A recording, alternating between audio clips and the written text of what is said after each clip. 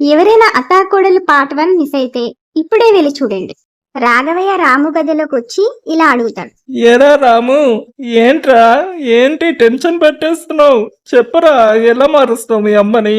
ఏం లేదు నాన్న, నేను ఒక సాధు వేషం వేసుకుంటాను. అమ్మ దగ్గరికి వెళ్ళి 4 మంచి మాటలు చెప్తాను. మనం చెప్తే వినదు కానీ బయట వాళ్ళు చెప్తే వింటుంది కదా.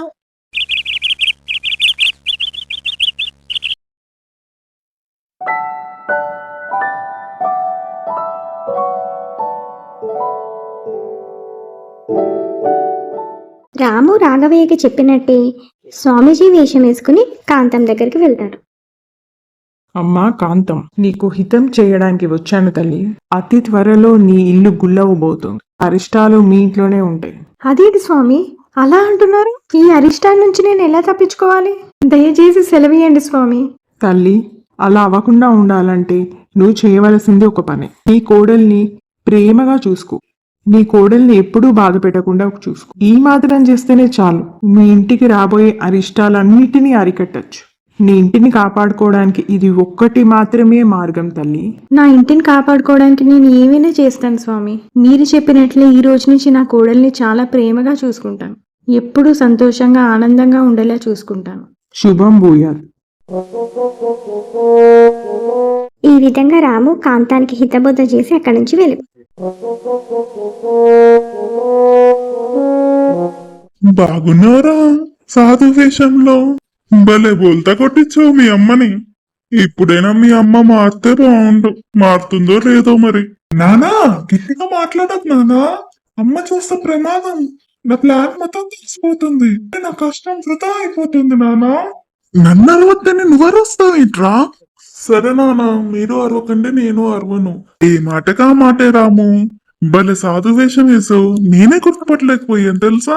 మీ అమ్మకి ఖచ్చితంగా కొంటబడుతుంది. ఈ కోపమే తప్ప బుర్ర అస్సలు లేదు. ఖచ్చితంగా నమ్మేసి ఉంటుంది. నానా, నువ్వు చెప్పింది నిజమే. అమ్మ నమ్మేసింది. ఏదో వదిన కోసం చేశాను కానీ అమ్మని మోసం చేద్దామని కాదు నానా. అమ్మ కనుక కనిపెట్టేసి ఉంటే నా పని అయిపోయేది నానా. అప్పుడు అవ్వకపోతే ఏంట్రా? ఇప్పుడు చెప్తా నీ పని. మోసం చేసింది చాలు. నువ్వు మీ నాన్న కలిసి ఇక్కడ పిచ్చాపేట పెడతారా? ఏంట్రా, నీ వదిన కోసం నన్ను మోసం చేస్తావా? నా కడుపు చెడపుట్టావు కదరా?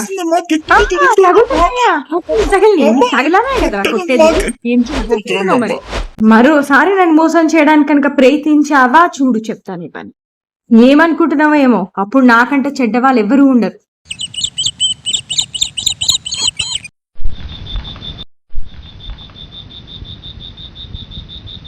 ఏంటి కరుణ దిగులుగా ఉన్నావు? మళ్ళీ అమ్మ ఏమైనా అందా? అయ్యో కరుణ, ఏడుస్తున్నావా? ఏం లేదండి, కంట్లో నల్లక పడింది అంతే. ఇన్నేళ్ల కాపురంలో ఆ మాత్రం తెలుసుకోలేనా? నువ్వెందుకు బాధపడుతున్నావు? అదే రాము అమ్మని మార్చడానికి ఏదో వేషం వేసి దొరికిపోయాడంట కదా, తెలిసిందిలే.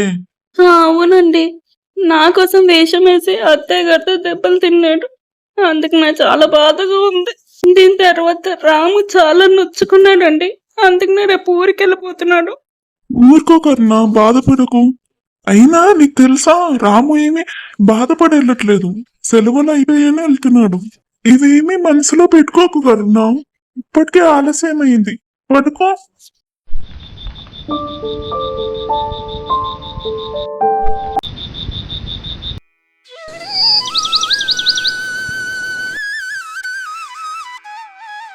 మరుసటి రోజు రాము ప్రయాణానికి కరుణ పలహారాన్ని తయారు చేస్తుంది. ఈలోగా అక్కడికి అత్తగారు రానే వచ్చింది. ఏమీ పొద్దు నుంచి వండుతూనే ఉన్నావు, ఇంక ఈ వంట ఎప్పటికయ్యాను?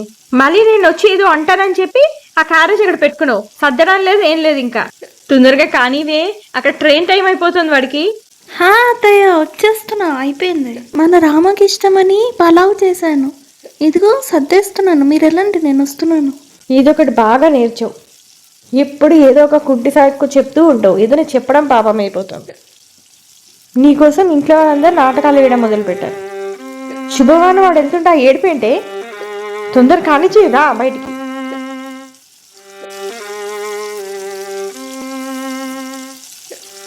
అన్నీ సర్దుకుని రాము వెళ్ళడానికి సిద్ధమయ్యాడు. ఏరా రాము, అన్నీ సర్దుకున్నావా? ఏమీ మర్చిపోలేదు కదా? నాన్న, అన్ని సర్దుకున్నాను. మర్చిపోకుండా ట్రైన్లో ఈ పలహారాలు తిను. హాస్టల్లో వేళకి తింటూ ఉండరా. బాగా చదువుకోరా. అలాగే అమ్మా, తింటా. రాము, జాగ్రత్త, జాగ్రత్తగా వెళ్ళు. వెళ్ళంగానే ఉత్తరం రాయి. అలాగే వదినా, నా గురించి మీరు బెంగ పడకండి. మీరు జాగ్రత్త. పాపాయ్, మళ్ళీ ఎప్పుడు వస్తావు? వచ్చేటప్పుడు బొమ్మలు తెస్తావు కదా?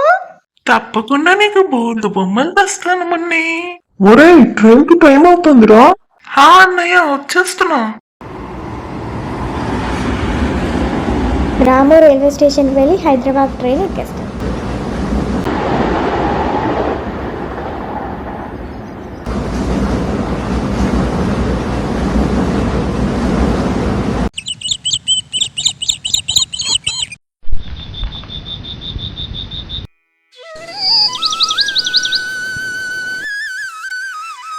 మరుసటి రోజు కాంతం వాళ్ళ బంధువుల ఇంటికి వెళ్తుంది.